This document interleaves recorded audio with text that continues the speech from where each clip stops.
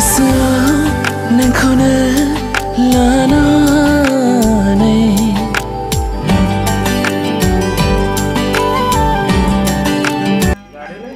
fried rice.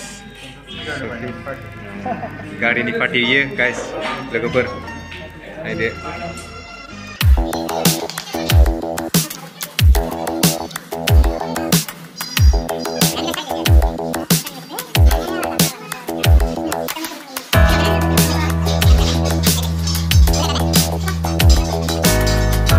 Hello guys, so what's up and welcome back to my another vlogs. So ang dini dong orang ya bike dealer and the scooter dealer. So जोंनि टीमाव आरोबाव सासे लानो ओंखारबावलायबाय आरोना जोंनि टीमनि प्र'। स' बेजोंनो लोगोसे आं फैबावबाय नालाय स' बिनिनो मोनसे ब्लग। स' नोंथांमोना नायलांबाय थादो भिडिअखौ। स' आङो हाबनानै देखायलांसै। स' नोंथांमोना नायलांबाय थाबानो जाबाय। स' लेट्स गो। स' गाइस जों दा दङ DA TVS एन्ड स्कुटि डिलाराव। स' नोंथांमोना नायलांबाय थादो।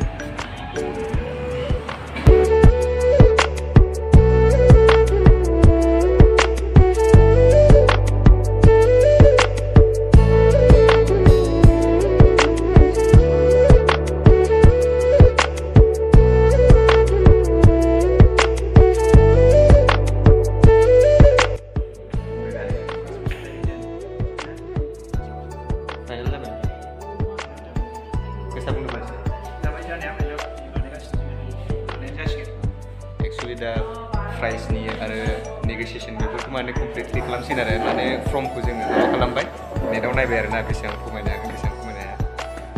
स' नोंथांमोना नायदोंमोन माबायदि मोनदों दा? टप मडेल ना B6 N4 Q N4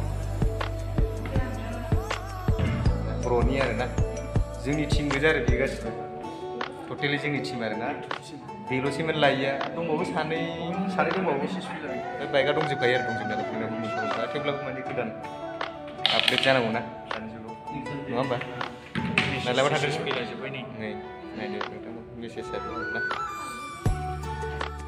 स' गाइस दायो प्रसेसा सोलिगासिनो आरो लेखा लेखि लिरनायफ्रा नै ओरैहाय सासे लिरगासिनो नैबे सिगनेचार होबावनांगौ बिथाङा बिरादनो।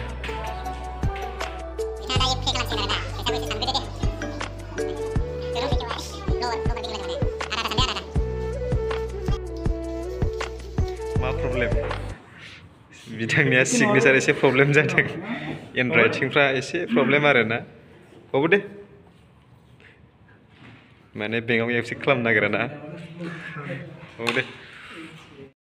स' गाइस फाइनालि दा जोङो पेमेन्ट पे खालामखांबाय एन्ड जोङो गासिबो कागज गासिबो माबा थिक खालामबाय दा गारिया नैबेनो बिथांनि गारिया दा अलरेडि कमप्लिटलि जाजोब्बाय जास्ट नोंथांमोना गारिखौ नायदो गारि कालार रेड दा एसे चेक खालामदों आरोना।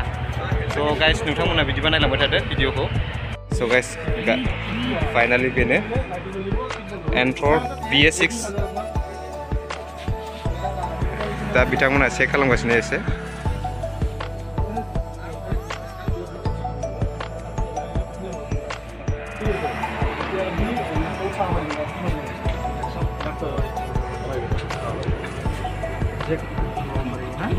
এইটো কি বস্তু এটা হলো ওবিডি বুলি কয় আপনার যদি কিবা ইনফেকশন প্রবলেম হয় ডক্টর নিজে চেক কৰিব পাৰিব। ঠিক আছে এইটো চাৰ্জাৰটো দিব পাৰিব নেকি? চাৰ্জ দিব পাৰিব। তো এইটো মোবাইল চাৰ্জাৰ দিব পাৰিব। বাকি কি পাইছে এইটো? এইটো ফাৰ্ষ্ট কিটাৰ টুলস এইটো ৰেঞ্জ ঠিক আছে বাকিটো সব ক্লিয়াर जों माने नायदोंमोन आरोना गारिफ्रा माबा मोनसे स्क्रेच दं नामा माबा मोनसे प्रब्लेम दं नामा होननानै जास्ट जों चेक खालामबाय थायो। बिथाङा नैबे गारिनि डिजाइनिंफ्राथ' बहुत मोजां आरोना दा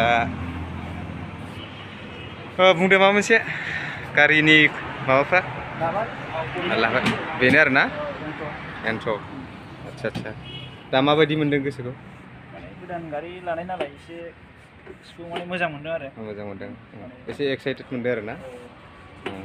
दा बिथांनाबो गारिया कमप्लिट जाबाय आरोना बिथांनाबो दा नै बिथांनि दंबावो जोंहा नै हेल' मिस्टार बुलेट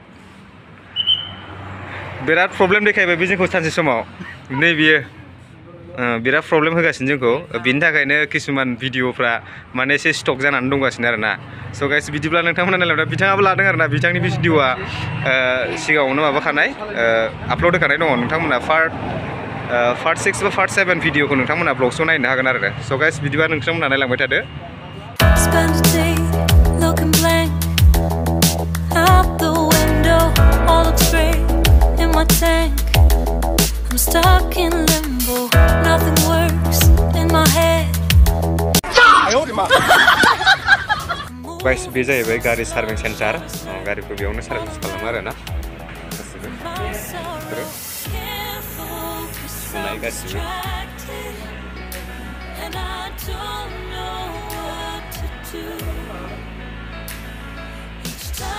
गासिबो सामान नायनो दंजोबो आरोना स' दायो जोङो जिरायग्रानि सिट कभारबो होबाय ओमफ्राय आथिं गाग्रानिबो होबाय जाहाथे नायदो नैबेनो ओमफ्राय नैबे दा लागायगासिनो आरो सेफगार्ड लागायबावगोन टटेलि लागायजोबना लांखानोसै आरोना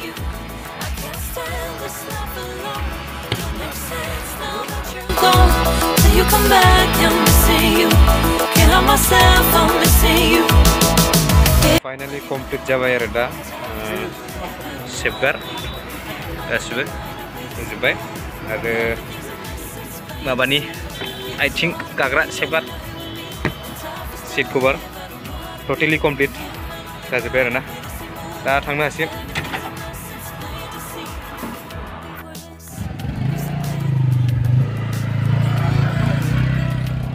So guys, finally complete जाबाय दा जों ओंखारबाय गारिखौ लानानै नै हेल' बुंहरदो खनसे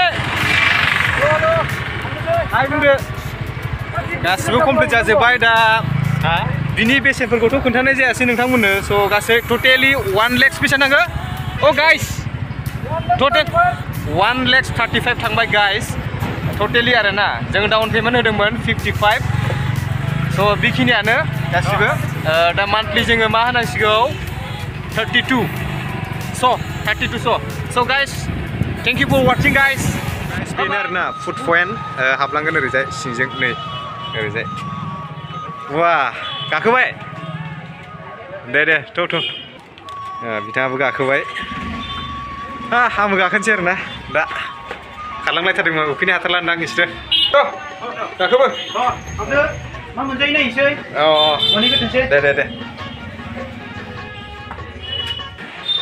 स' गाइस दा सफैबाय आरोना जों हटेलाव एकदम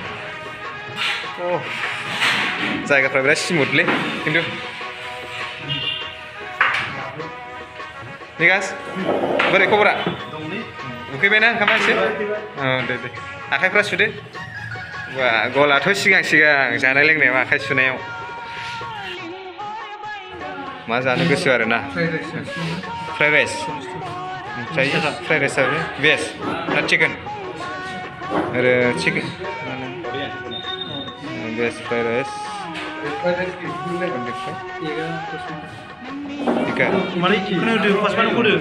माखौ जानो गोसो मा जागोन इग फ्राइड राइस दा जों जासिगोन आरोना इग फ्राइड राइस बेहाय नोंयाव मेनु नोंथांमोना मा जानो गोसो बेयाव नुजोबखायो आरोना गासिबो दाम दंजोबखायो बेहाय आरोना दा बिदिब्ला आङो गोजौआवसो दं नालाय थ' नोंथांमोनखौ रङियानि एसे भिउखौ देखायनोसै आरोना नोंथांमोना एसे नायलांदो